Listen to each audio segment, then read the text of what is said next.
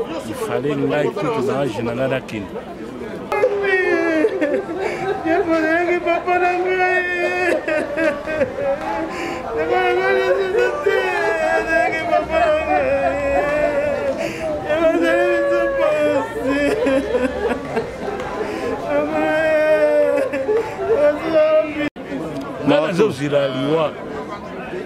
Déjà, fragile. Donc, il fallait que nous tout dans un général à Kin.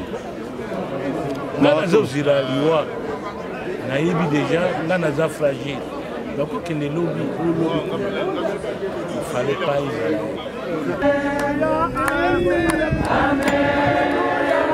Chef.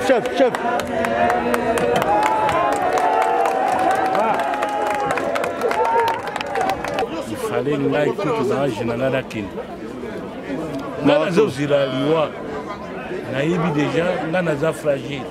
Donc, il fallait que nous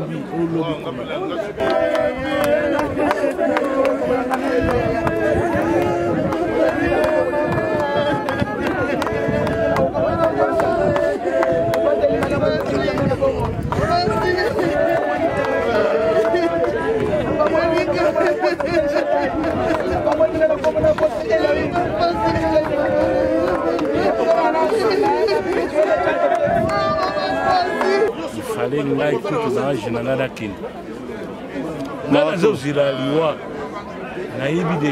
Déjà, fragile.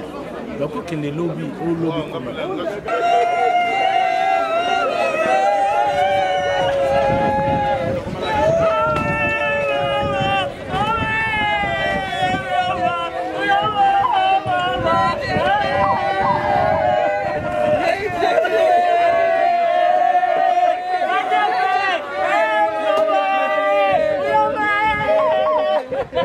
fallait que nous tout dans un général à Kin. Déjà, fragile. Donc, il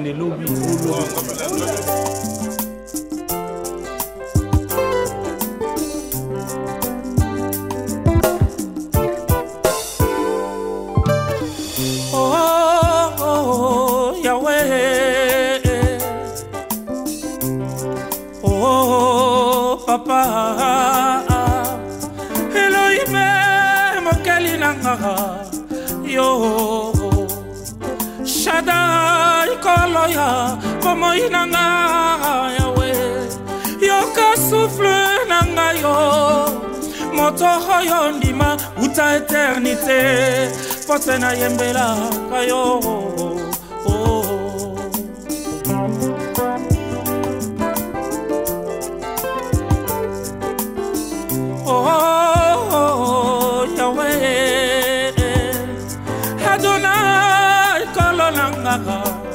Yo,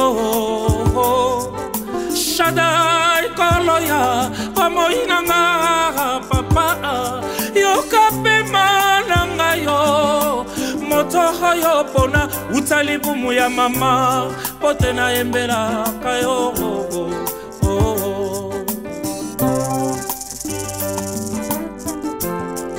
Ngai natangi na Bible koloe, mokanda na yo mosantu. Natangi na Bible koloe, mokanda na yo mosantu. Namoni bomoi ya Jacob, abundaki na yo butu mobimba, obukaki e kolo, obongolaki e kombo, libondeli nanga lelo yo, yawe obuka penga.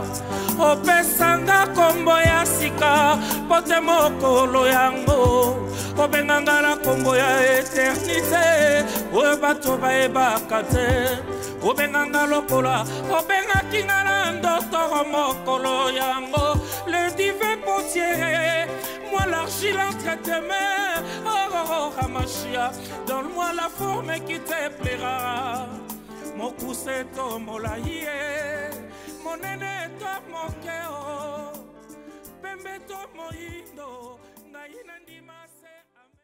Le Vigneux, les chrétiens de Vigneux se joignent à moi pour vous présenter leurs condoléances les plus sincères.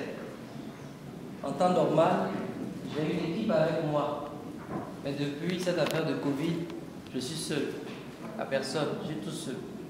En plus, on nous a demandé de faire cette distanciation, vous voyez, ça n'a pas été facile, ce n'est pas facilement compréhensible. Nous les Africains, nous savons comment nous célébrons nos obsèques. Et c'est ça que j'ai vu là. Mais il fallait qu'on gère, il fallait gérer. Autrement, on allait avoir des problèmes. Nos frères qui sont dehors, on espère qu'ils vont comprendre. Transmettez-leur nos sympathies, ma sympathie personnelle. Toutes mes condoléances. Notre papa Jeff Rissassi est parti. La médecine a fait ce qu'elle a pu, mais il est parti. On le confie au Seigneur notre Dieu. Nous les chrétiens, nous ne concevons pas la mort comme ceux qui n'ont pas la foi. La parole de Dieu nous rappelle que Dieu a un projet pour chaque être humain. Et le projet de Dieu, c'est de partager avec nous, avec chaque homme, avec chaque femme, la vie qui est en lui et qui n'a pas de fin. C'est tout ce que dit les Saintes Écritures. Et dans toutes les religions, parcourir la terre, dans toutes les religions, on va...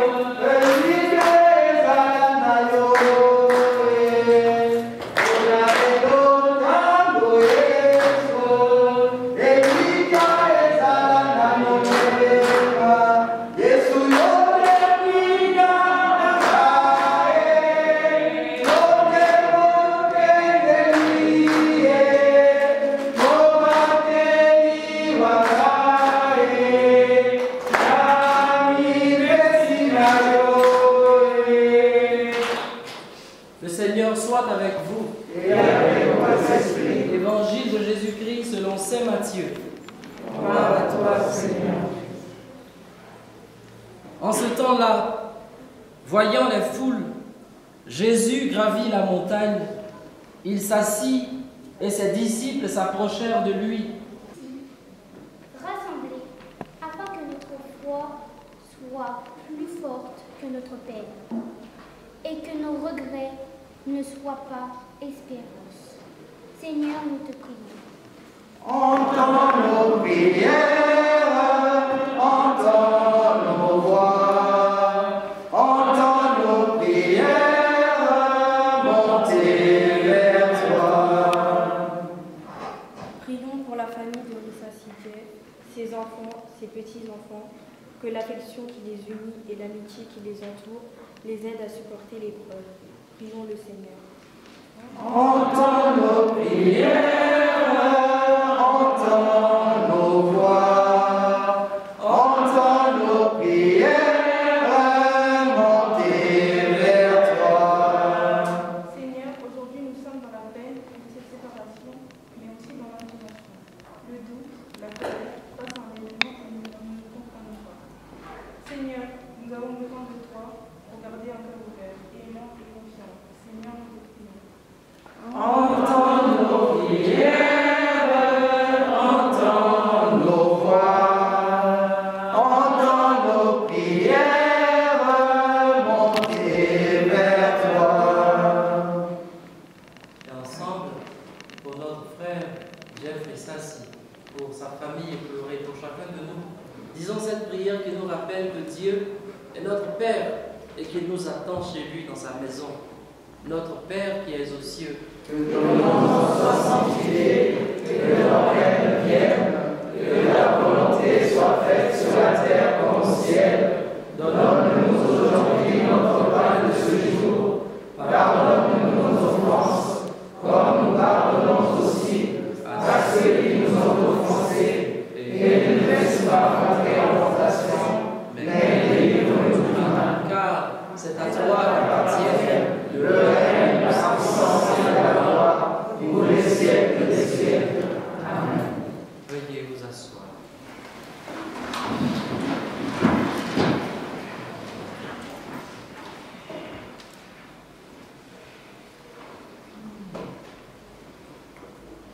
Nous allons dire l'absence.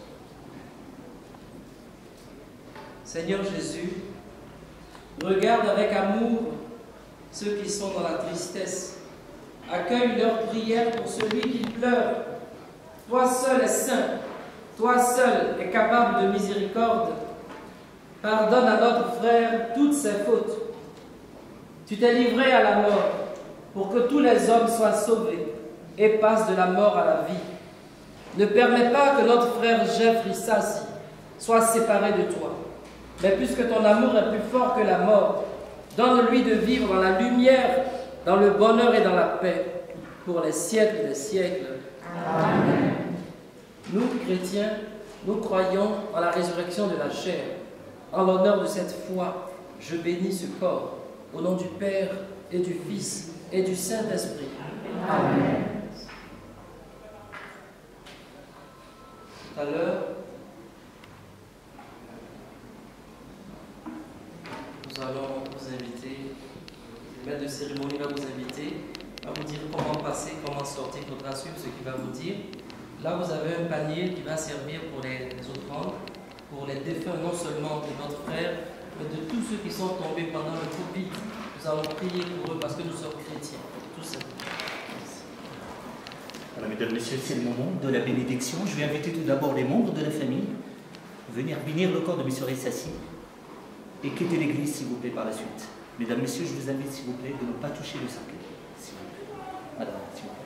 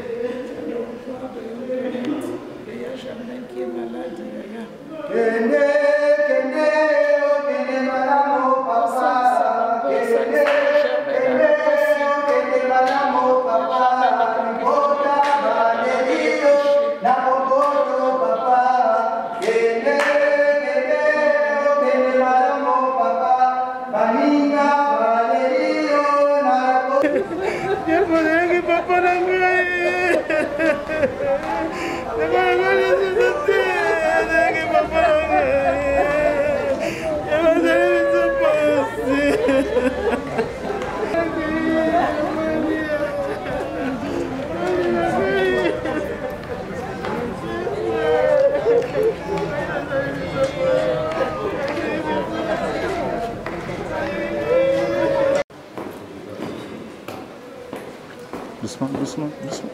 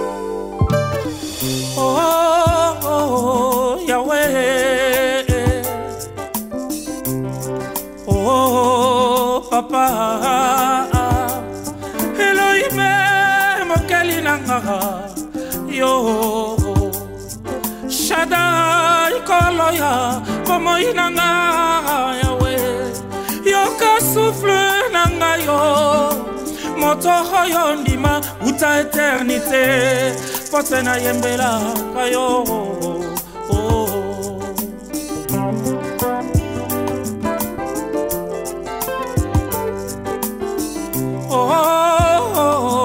Yahweh Adonai kolonanga yo Shaddai koloya pamoinanga papa yo kapema nanga yo moto hoyo pona utalibumu ya mama potena embela kayo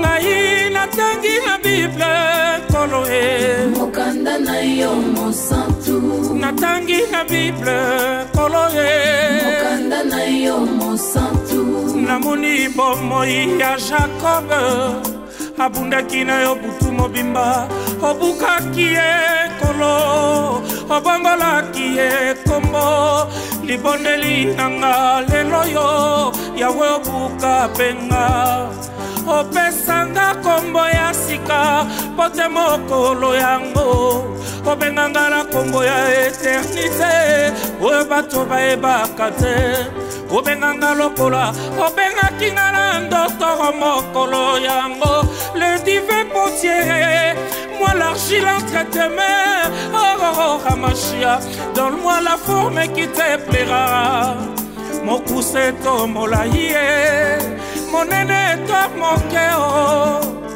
pembe to moindo ngai nandima se amenero na maloba ya mokeli biso tondima se amenero na maloba ya mokeli natangi na bible koloke mokanda na yo mosantu natangi bibilia papa ye mokanda na yo mosantu namoni bomoi ya Saul de Tarse na nzela ya Damase obomaki ye biso obongolaki ye kombo libondeli nanga lelo yo ofungolanga miso ya molimo opesanga kombo ya sika pote mokolo yango obenganga na kombo ya eternité oyo bato bayebaka te obenganga lokola obengaki nga na ndoto na se ya pongi mosali bambeki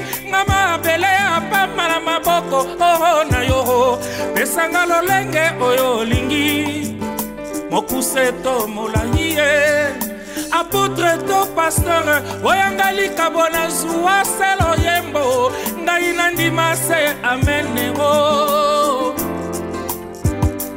ngai nandima se amenero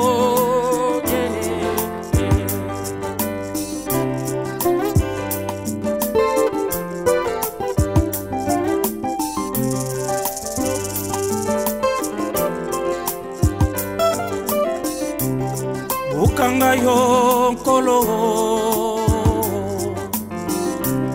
Bukanga yo Yahweh Bukanga yo kolo Bukanga yo Yahweh oh Bukanga yo kolo na kokana Bukanga yo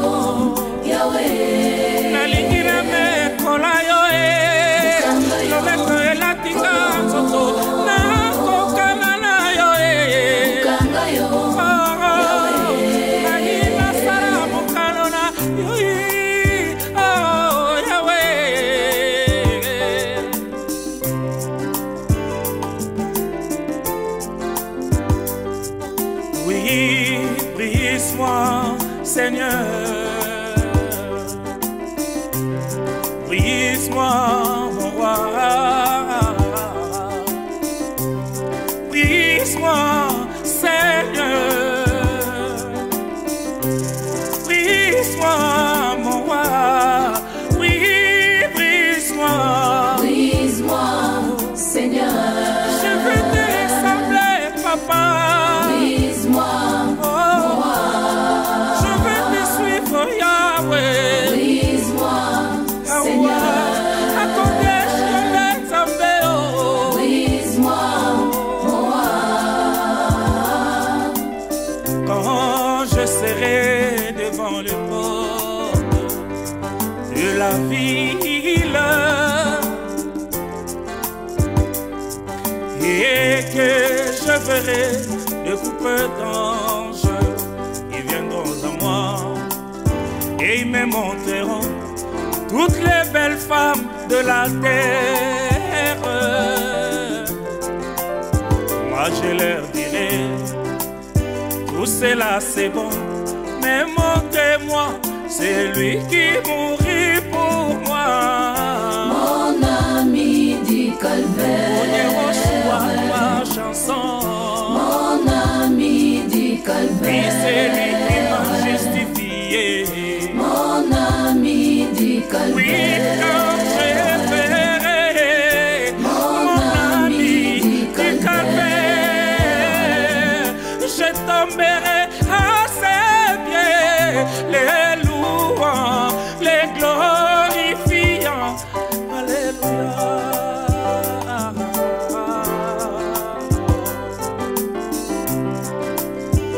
Oui, Seigneur.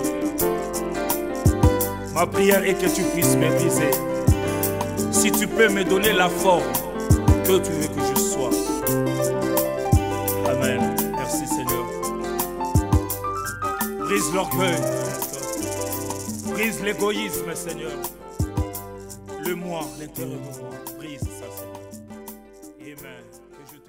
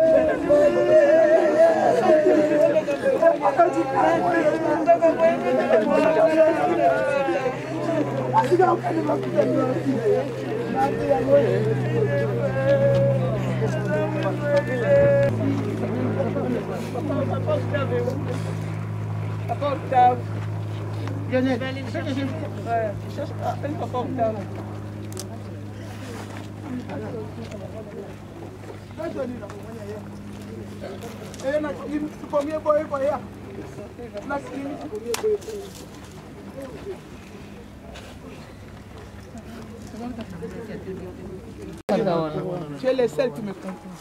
Tu es le seul qui me connaît plus que moi-même. Oh mon Dieu tout-puissant. Seigneur, fais-moi grâce. Fais-moi grâce. Fais-moi grâce. Fais-moi grâce.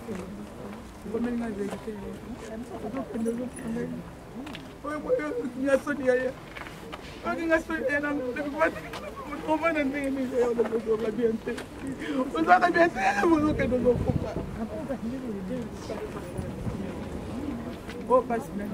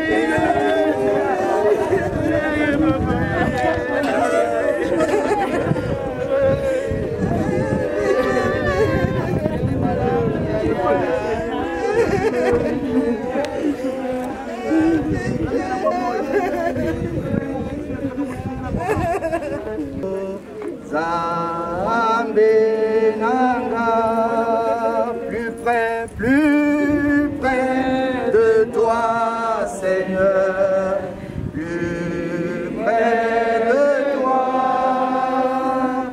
plus près de toi, Seigneur, plus près de toi, plus près de toi, Seigneur, plus près de toi, Seigneur, plus près de toi, Seigneur, plus près de toi, la belana, les manayonza, les nanga, la les manayonza,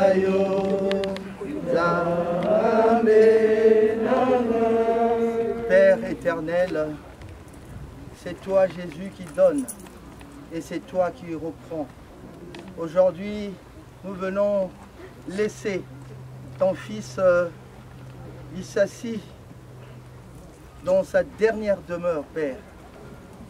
Reçois-le comme tu as reçu l'âme de Lazare. Plus près de toi et plus près aussi de l'âme de ton fils, que tu puisses le combler, que tu puisses le recevoir. Là où Moïse, là où Abraham ont demeuré au plus près de toi, et que la famille...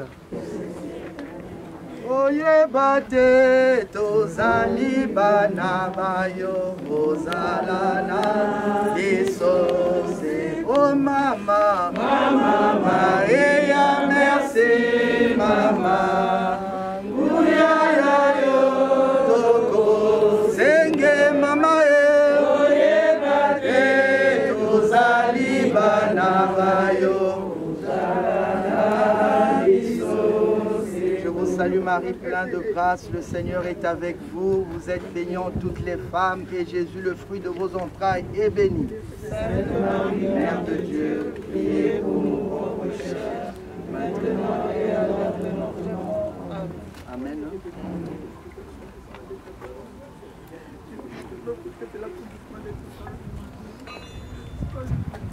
Alléluia, Amen. Amen. Alléluia, Amen. Amen. Alléluia, Amen. Alléluia, Amen. Acclamons le roi. Amen. Acclamons le roi. Amen. Acclamons le roi.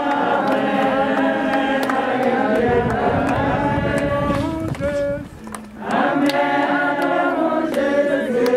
Amen. Acclamons Jésus. Amen. Alléluia, Amen. Adorons le roi. Amen. Adorons le roi. Amen. Adorons le roi. Amen. Alléluia, Amen. Chef, chef, chef.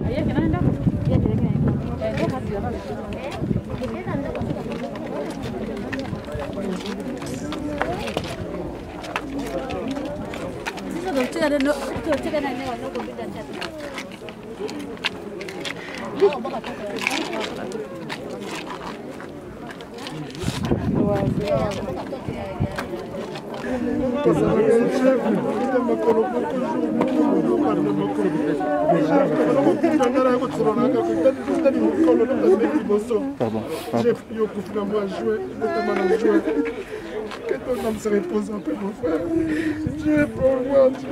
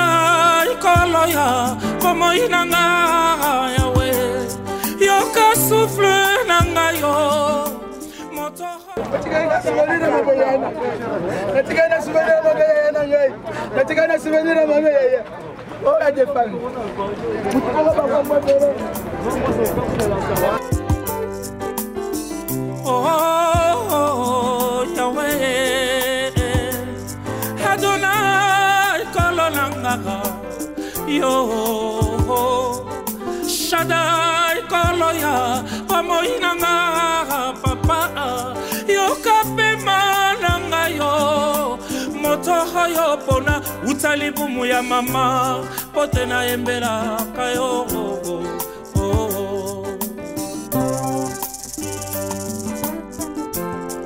ngai natangi na Bible koloe. Et voilà, il est parti. Voilà. Chaque fois, je disais, ah, mon ami Michel, tu es où là? Mon ami Michel, tu es où là? J'ai dit, je suis là. Et aujourd'hui, on l'a laissé là-bas. Et le Seigneur le prend et qu'il le met à côté Abraham. Comme ça, nous tous, on le verra un jour. Au revoir. Au revoir, grand Jeff. Jeff, au revoir. Obenganga lokola, obenga kingala ndoto mokolo yango, le divin potier, moi l'argile entre tes mains, oh Hamashia, donne-moi la forme qui te plaira, mon poussé to molaye, mon aîné to mokeo, pembe to moindo, ngaina ndimase amenero, namaloba ya mokeli. Bisoto ndima se amenero namaloba ya mokeli natangi na Bible koloke mokanda na yo mosantu natangi Biblia papa ye mokanda na yo mosantu namoni bomoi ya Saul de Tarse na nzela ya Damase. Obomaki ye biso, obongolaki ye kombo, libondeli nanga lelo yo, ofungolanga miso ya molimo, opesanga kombo ya sika, pote mokolo yango, obenganga na kombo ya eternite, oyo bato bayebaka te, obenganga lokola, obengaki nga na ndoto na se ya pongi, mosali bambeki, ngama bele apama na maboko na yo, pesanga lolenge oyo lingi, mokuse to molai ye, apôtre to pasteur, oyanga kabona zuwa selo yembo, ngai nandima se amenego, ngai nandima se amenego.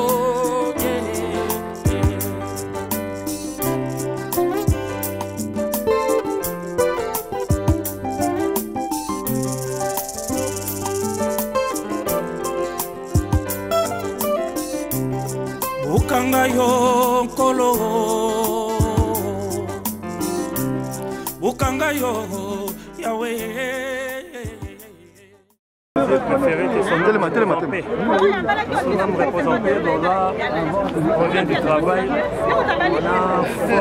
On a fait très vite pour arriver à assister, mais malheureusement, on a fait quand même la nécessaire. Son nom me représente.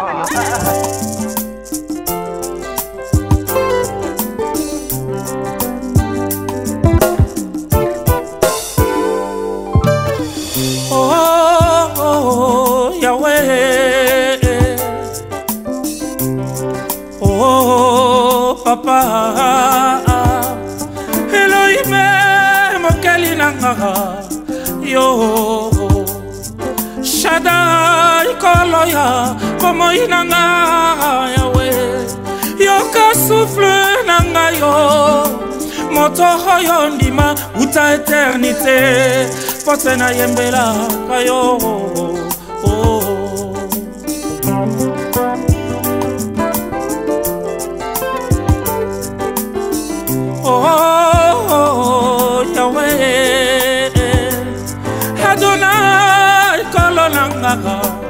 yo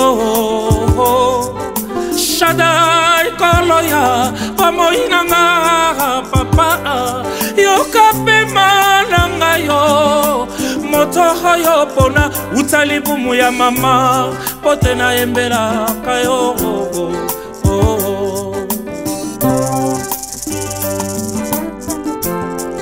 ngai natangi na Bible koloe mokanda na yo mosantu natangi na Bible koloe mokanda na yo mosantu namoni bomoi ya Jacob abundaki na yo butu mobimba obukaki ye kolo obongolaki ye kombo libondeli nanga lelo yo Yahweh obuka penga opesanga kombo ya sika pote mokolo yango obenganga na kombo ya eternité oyo bato bayebaka te obenganga lokola obengaki nga na ndoto mokolo yango le divin potier moi l'argile entre tes mains oh Hamashia donne-moi la forme qui te plaira mokuse to molai monene to mokeo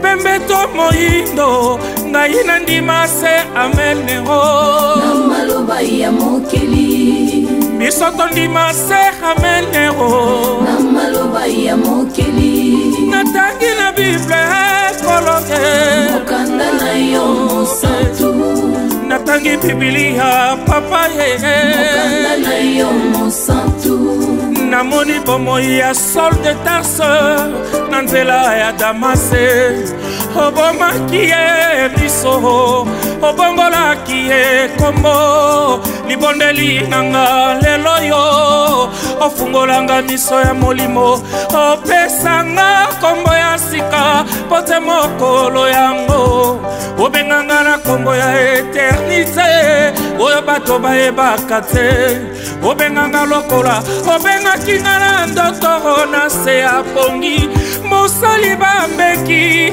nga mabele ya pamba na maboko na yo pesanga lolenge oyo olingi mokuse to molai ye apôtre to pasteur oyanga likabo na zuwa selo yembo ngai nandima se ameneo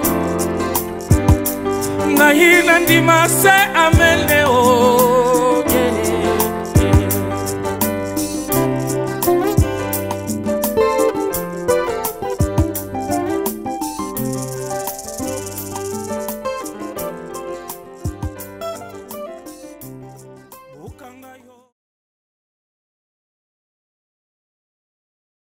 bandeko lelo tozali awa tosangani nde bomoni awa ezali feti te ezali question ya joie te po tozali awa toperdaki grand frère na biso vieux Jeff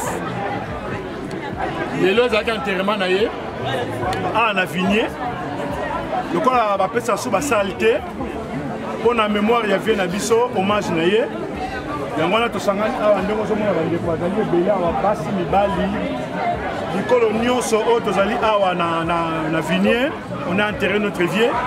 C'est pour cela qu'on est là aujourd'hui. Auto panzaka matanga po matanga ezala souté. Vraiment na sengi kaka molimo wa vieux et pe malakimia. Tole la vie na biso, Dieu propre. L'homme. Tole la l'homme. L'homme vient na biso matin na Oto le la norme, mon vieux. Ah, monter ma face. Ils sont ma maman Vigné.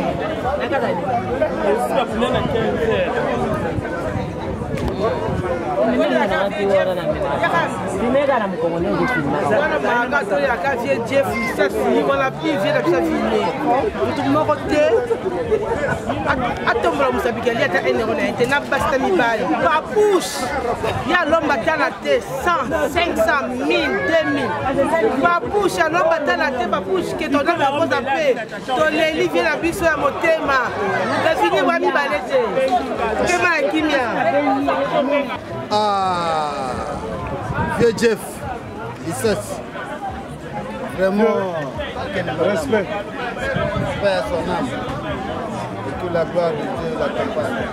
Il était tellement gentil qu'il mérite d'être au paradis. Il mérite. Ah, vieux Jeff. Ouais. Hey!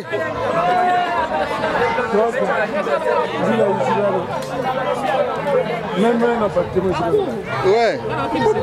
Ah. Mais il faut nous avoir quelque chose. Que son âme répond un peu là. Ouais, na vie arrivée à cause du ya baleki. On est là. Zone bien pour là mon kitoko long. Son âme repose un peu. Minga olobeyate. Merci. Itumba. On va venir là.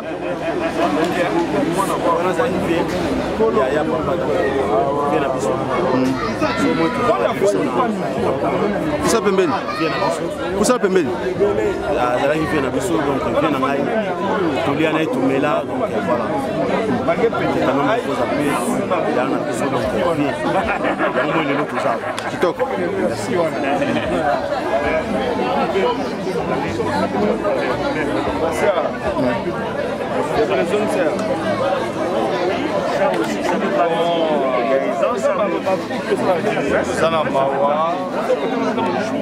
J'aimerais bien parler à Lingala.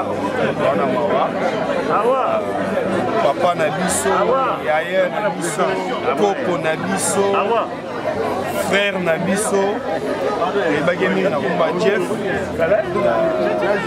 Hotel Kutika biso, lelo eza mokolo bazaki na mabele. Solo bagaki na mabele, tokozonga na mabele. Donc ndenge tozobake moto azalaka na 3 fêtes mbotama bala mpe kufa. Donc lelo ezali dernier jour ya vie ya VJF parce que lelo tozozongisa na mabele que son âme repose en paix.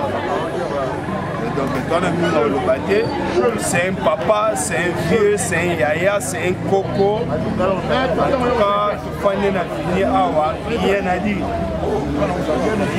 Rien à dire. Donc son âme repose en paix, toi on n'a pas si, donc c'est tout.